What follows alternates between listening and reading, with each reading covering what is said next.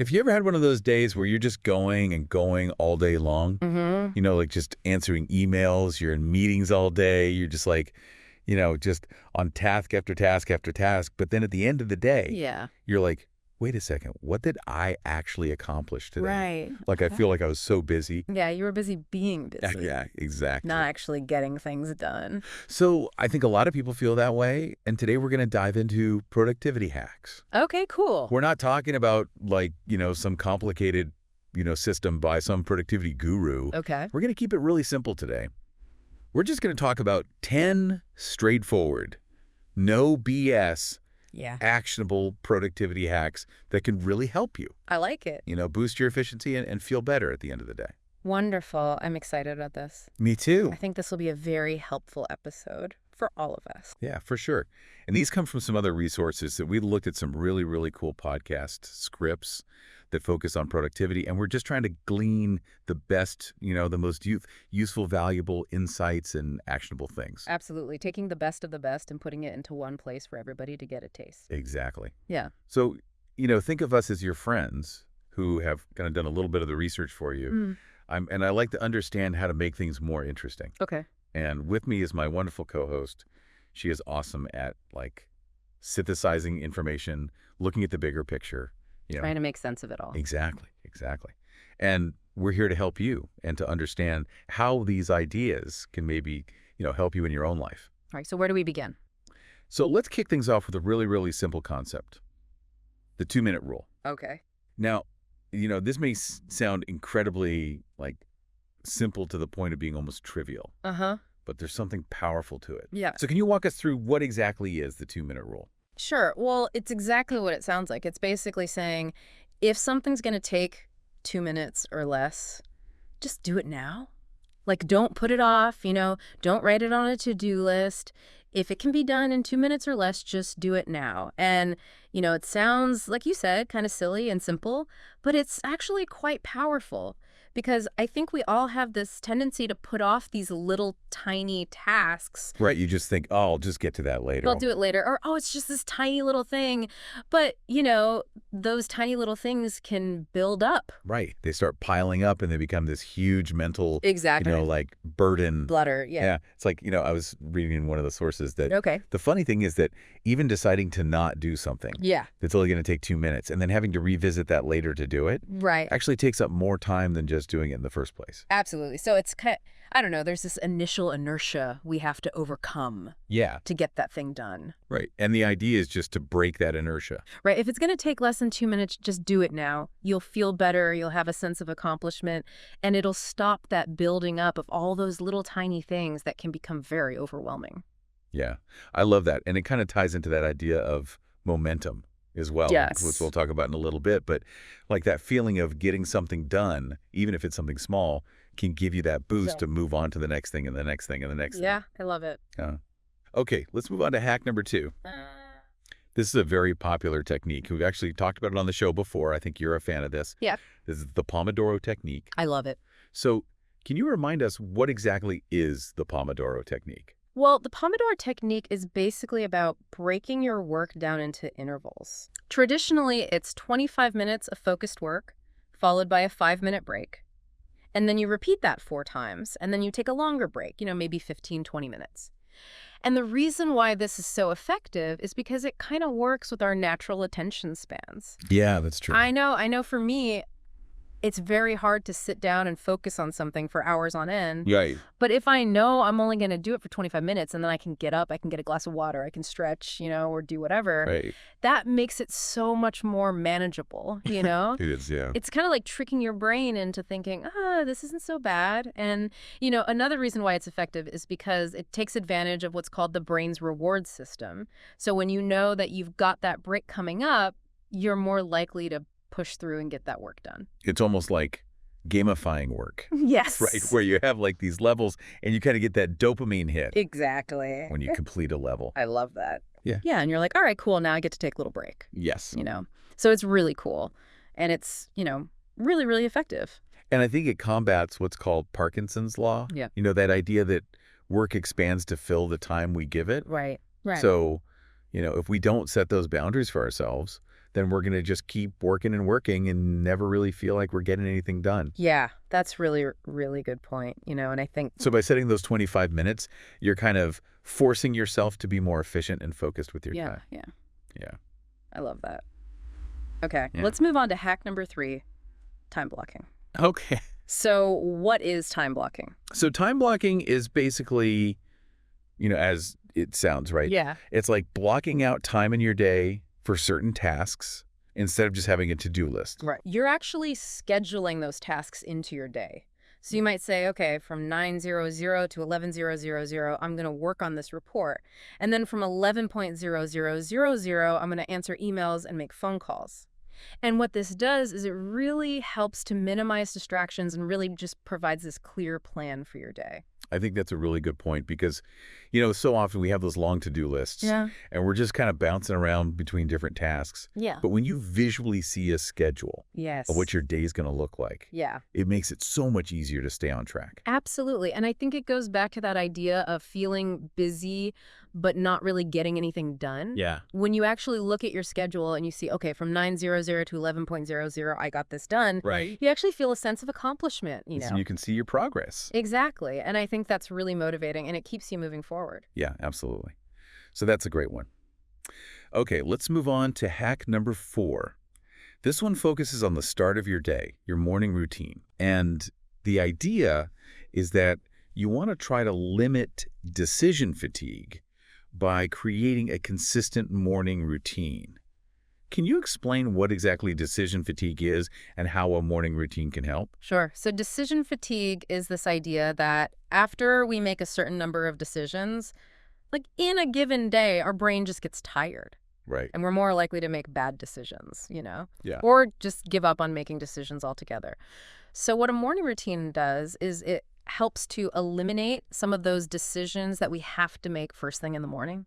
So it's like those little decisions like, what am I going to have for breakfast? Yeah. What am I going to wear? What am I going to wear exactly? All that stuff. Yeah. That can really add up. Yeah, absolutely. And, some examples of a good morning routine would be, waking up at the same time every day. Okay. Drinking a glass of water, maybe doing some light stretching, maybe journaling for a few minutes if that's something that you like to do. But just having this consistent routine that you do every single morning helps to eliminate those early decisions so that you can save your brain power for the more important decisions that you have to make throughout the day.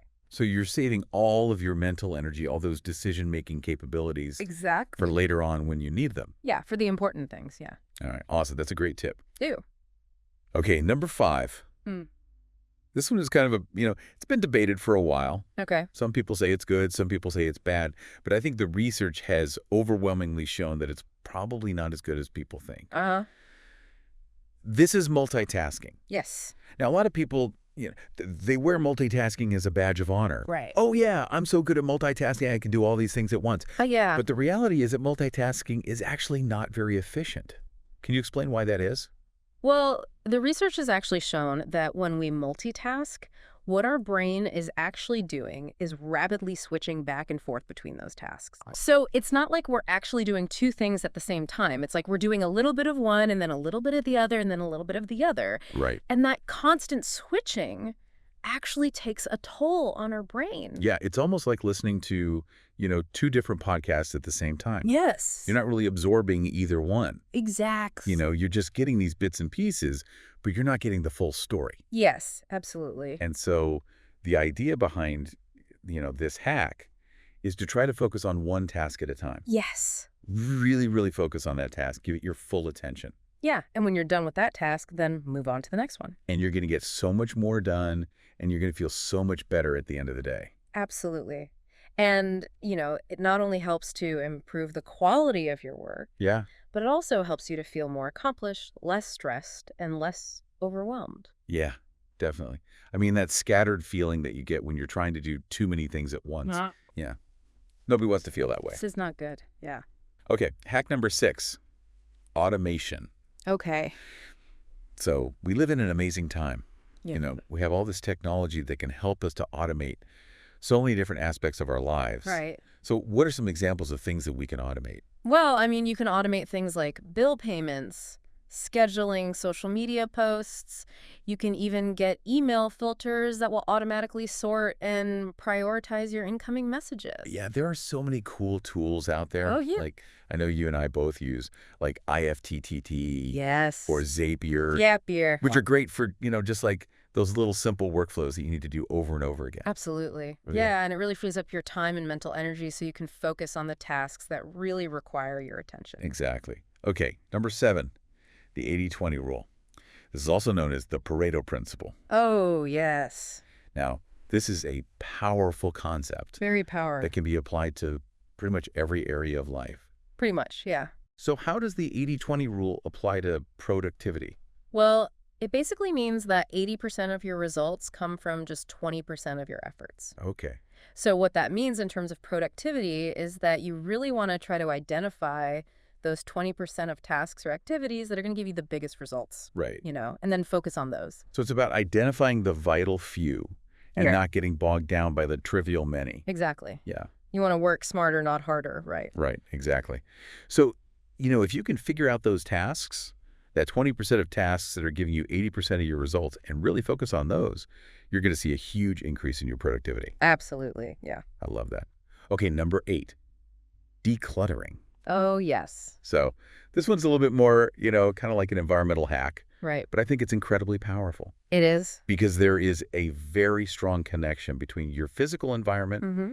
and your mental state. Absolutely. And Yeah. it also applies to our digital environment as well. Oh, yeah, absolutely. Yeah. Like a cluttered desk Yes. can lead to a cluttered mind. Absolutely. And it's the same with our computers, right? Yeah. Like if you've got like a million tabs open on your browser or, your desktop is just like a jumbled mess, Right. all these files everywhere. That can be very overwhelming and stressful, Yeah. So, the idea here is to take some time to declutter both your physical space Yes. and your digital space. Yes. Spend a few minutes each day just tidying up your desk, getting rid of things that you don't need, Yeah. organizing your files, unsubscribing from email lists that you don't read anymore. Yeah, closing those extra tabs. Yes, close those tabs for Yeah. sure. And you'll be amazed at how much more focused and clear-headed you'll feel when your environment is more organized. Absolutely. Yeah. I mean, I know when I declutter my desk, I just feel so much lighter, Yeah. Like I can actually think. Yeah, you can breathe. I can breathe. It's like, you can finally think clearly. Yes. Yeah, it's amazing. It is. It is. Okay, number 9, micro goals. Okay. So this is one that I'm a big fan of. I use it all the time. Me too. It's about breaking down those large, intimidating tasks Yes. into smaller, more manageable steps. I love this. Yeah. It makes things so much less daunting. Yeah, because, if you're facing this huge project, it can be really overwhelming Right. to even think about where to start, Yeah. So by breaking it down into these smaller steps, it just makes it so much easier to get started. Yes. And I think it also helps to build momentum, Yeah. because as you complete each micro goal, you get this sense of accomplishment. Yeah. And that motivates you to keep going. It's almost like those little dopamine hits that we were talking about before. Yes. Right? Like you get that little reward and then you're like, okay, cool. Now I can move on to the next thing. Exactly. And it makes the whole project feel less overwhelming. Yeah, absolutely. So for example, instead of saying, I'm going to write this whole blog post today, Right. you could break it down into smaller steps. Like, okay, I'm going to write the outline first. Yeah. Then I'm going to write the introduction. Then I'm going to write the first section. Yeah. And just break it down into these manageable chunks. I love that. It really makes a huge difference. Yeah. Okay, and finally, number 10, reward yourself. Yes. This is a really important one, and I think it's one that a lot of people forget. I think so too. We forget to celebrate ourselves. Yeah, exactly. So, it's really important to acknowledge your accomplishments, Yes. both the big ones and the small ones, and to reward yourself for all your hard work. Absolutely. It doesn't have to be anything big. Yeah. Right. It could be something as simple as taking a break to go for a walk, Yeah. or listening to your favorite song, or, grabbing a cup of coffee or a snack. Yeah. Or having a piece of chocolate. Yes. Whatever works for you. Yeah, exactly. It's just about, taking a moment to appreciate yourself and all that you've done. Exactly. And it really helps to reinforce those positive habits and to make work feel less like a chore. Absolutely. And I think it makes the whole process of working towards your goals more enjoyable. Yeah, I love that. So there you have it.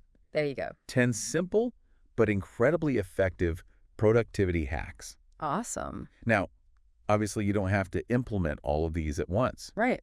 Just pick one or two that resonate with you and start there. Yeah. And then as you get comfortable with those, you can start to add in some more. And see what works for you. Yeah, exactly.